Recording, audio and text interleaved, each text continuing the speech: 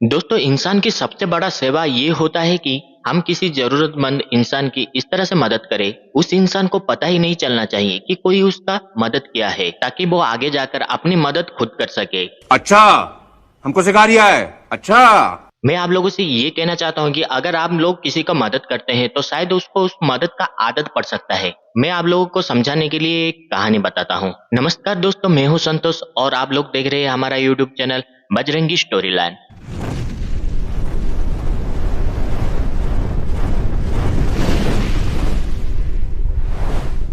दोस्तों, ये कहानी एक छोटे से गांव की है। उस गांव के सारे लोग बहुत ही सीधे साधे थे और मिलजुल कर रहते थे।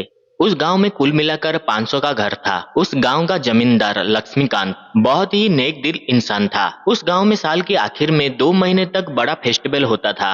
उस 2 महीने तक गांव में किसी के घर में भी चूल्हा नहीं जलता था। उस गांव में एक छोटा सा शिव मंदिर था। उस शिव मंदिर में गांव के सारे लोग मिलकर उस 2 महीने तक वहां एक बड़ा सा मेला लगाते थे। उस मेले में गांव के सारे लोग का खाने का आयोजन किया जाता था। उस मेले को देखने के लिए आसपास के गांव के लोग भी वहां आकर जमा होते थे। उनके लिए भी खाना का बंदोबस्त किया जाता था। उस मेले में जितना भी खर्चा होता था, उस गांव के जमींदार लक्ष्मीकांत सारा का सारा पैसा देते थे। वो सिर्फ जरूरतमंद लोगों की मदद करना चाहते थे, इसलिए गांव में उन्होंने एक नियम बनाए थे। महीने महीने गांव से हर घर से 100 रुपया वो लेते थे। इस तरह से 10 महीने तक वो गांव के घर घर से 100 रुपया करके हर घर से 1000 रुपया लेते थे।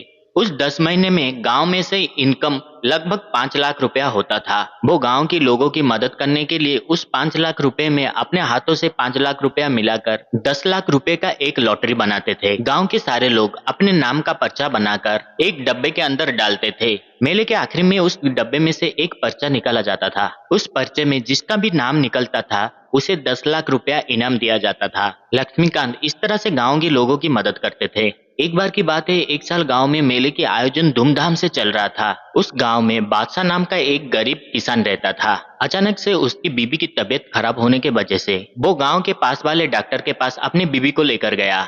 डॉक्टर बादशाह की बीबी की हालत देखकर बादशाह को बोलने लगे, तुम्हारी बीबी की तबीयत बहुत ही खराब है। उसके इलाज करने के लिए तुम्हें उसको शहर लेकर जाना पड़ेगा, मगर शहर में तुम्हारी बीबी की इलाज के लिए तुम्हें ढेर सारे पैसे की जरूरत पड़ सकता है। बादशाह बहुत ही गरीब किसान था, इसलिए उसके पास इतना पैसा नहीं था कि वो अपनी बीबी का इलाज शहर जाकर कर सके। बादशाह अपनी बीबी की तबीयत को लेकर बहुत ही परेशान था। जब ये बात लक्ष्मीकांत को पता चला तो वो सोचा क्यों न वो जाकर बादशाह की मदद करे।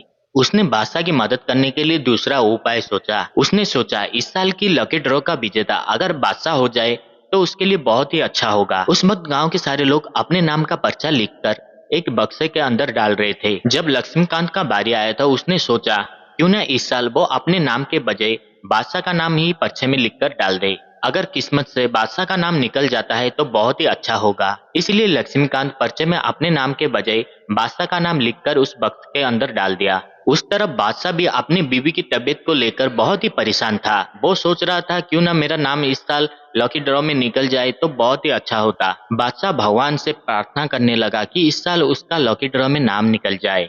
इस तरह से 2 महीना कब गुजर गया किसी को पता नहीं चला। मेले के आखिरी दिन था। सब लोगों में एक खुशी था कि आज लकी ड्रॉ निकलने वाला है, किसके नाम में 10 लाख रुपया निकलने वाला है। ये सोचकर सारे लोग बहुत ही खुशी थे। लकी ड्रॉ का नाम अनाउंस करने के लिए गांव के सरपंच को स्टेज पर बुलाया गया। एक छोटा सा बच्चा स्टेज के ऊपर जाकर उस बक्से के अंदर से एक पर्चा निकाला। जैसे ही सरपंच उस बच्चे के हाथ से वो पर्चा लेकर खोलने लगे तो जमींदार लक्ष्मीकांत का धड़कन बहुत ही तेज होने लगा था। वो भगवान से प्रार्थना करते थे कि बादशाह का नाम उस पर्चे पर निकल आए। बादशाह भी भगवान से प्रार्थना कर रहा था कि हे भगवान, मेरी मदद कर लो, मुझे पैसे की बहुत ही जरूरत है। ठीक इसी समय जब सरपंच विजेता का नाम घोषित किया, विजेता का नाम सुनकर लक्ष्मीकांत का मुंह खोला का खोला रह गया। उस पर्चे पर बादशाह का नाम निकल कर आया था। खुशी के मारे लक्ष्मीकांत के आंखों से आंसू निकल आया। ये कैसा हुआ? 500 लोग के बीच में बादशाह का नाम निकल कर आना कोई चमत्कार से कम नहीं था। 10 लाख रुपया इनाम बादशाह को दिया गया। मेला खत्म होने के बाद बादशाह अपने बीबी के इलाज करने के लिए बीबी को लेकर शहर चला गया। लक्ष्मीकांत बहुत ही खुश था। जैसे ही मेला खत्म हुआ, लक्ष्मीकांत उस बक्से के पास गया और उस बक्से के अंदर से एक पर्चा निकाला। उस बच्चे को निकालकर जैसे ही वो नाम पढ़ा तो उसके आंखों की रोशनी और भी ज्यादा तेज हो गया। उस पर्चे पर बादशाह का नाम लिखा हुआ था। ये कैसा हो सकता है, ये सोचकर उसने दूसरा वाला पर्चा निकाला। उस पर्चे पर भी बादशाह का नाम लिखा हुआ था। लक्ष्मीकांत एक एक करके सारे पर्चे निकालने लगे। सारे के सारे पर्चे पर बादशाह का ही नाम लिखा हुआ था। ये सब देखकर लक्ष्मीकांत को पता चल गया, सिर्फ वही इंसान बादशाह की मदद करना नहीं चाहता था, बल्कि गांव के सारे लोग बादशाह की मदद करना चाहते थे। इसलिए गांव के सारे लोग अपने नाम के बजाय बादशाह का नाम लिखकर उस बक्से के अंदर डाल दिए थे। अगर गांव के सारे लोग चाहते तो बादशाह के हाथ पर 1,000 रुपया देकर उसके मदद कर सकते थे, किंतु उन लोगों ने ऐसा नहीं किया। सारे लोग ये चाहते थे कि बादशाह को ये एहसास नहीं होना चाहिए कि गांव के सारे लोग उसके मदद किए हैं, बल्कि बादशाह को ऐसा लगना चाहिए कि उसे उसका हक का पैसा उसे मिला है। हम लोगों को ये बात हमेशा याद रखना चाहिए कि अगर हम किसी की मदद करते हैं तो हमें उसे लाचारी का एहसास ना हो सके, इस तरह का मदद करना चाहिए। अगर हम इस तरह से मदद किए तो वो सही तरीका से मदद कहलाएगा। जो इंसान ढिंडोरा पीटकर मदद करता है वो सिर्फ नाम कमाना चाहता है, बिना किसी को पता चले जो इंसान मदद करता है असली में वो ही मददगार होता है। दोस्तों, ये छोटी सी कहानी अगर आप लोगों को पसंद आता है तो वीडियो को एक लाइक और हो सके तो चैनल को एक प्यारा सा सब्सक्राइब जरूर कर दीजिएगा।